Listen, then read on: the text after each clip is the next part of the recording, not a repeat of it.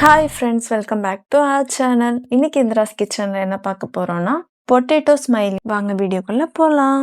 Potato smiley செய்யறதுக்கு 8 உருளைக்கிழங்கு எடுத்துக்கோங்க. ஸ்கின்னை பீல் பண்ணிட்டு எடுத்து வச்சிருக்கோம். குக்கரில் வேக வச்சு எடுத்துக்கலாம். வேக வச்ச அப்புறமா ஒரு பவுலுக்கு மாற்றிட்டு இதை நல்லா மசிச்சுக்கோங்க. 2 டேபிள் ஸ்பூன் அளவுக்கு பிரெட் கிரம்ஸ் ஆட் பண்ணிக்கோங்க. 2 டேபிள் ஸ்பூன் கார்ன்ஃப்ளவர் ஆட் பண்ணிக்கோங்க. 1/4 டீஸ்பூன் பெப்பர் பவுடர் ஆட் பண்ணிக்கோங்க.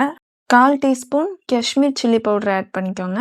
இந்த வீடியோ உங்களுக்கு பிடிச்சிருந்தா மறக்காம லைக், ஷேர் அண்ட் சப்ஸ்கிரைப் பண்ணுங்க. தேவையான அளவு உப்பு ஆட் பண்ணிக்கோங்க. இதெல்லாமே கலந்து நல்லா மிக்ஸ் பண்ணி பிணைஞ்சு எடுத்து பிளாஸ்டிக் பேப்பர்ல கொஞ்சமா ஆயில் அப்ளை பண்ணி இந்த டோவை ஸ்ப்ரெட் பண்ணிக்கோங்க. சர்க்கிள் ஷேப்ல உங்ககிட்ட எது இருக்கோ அதை வச்சு இதை சர்க்கிளா ஒரு ஷேப் கொடுத்து கட் பண்ணிக்கோங்க. அதுல கண்ணுக்கு 2 ஹோல்ஸும் மவுத்துக்கு ஒரு ஹோலும் கட் பண்ணிக்கோங்க. இந்த மாதிரி கட் பண்ணி பிளேட்ல எல்லாம் எடுத்து வச்சுக்கோங்க.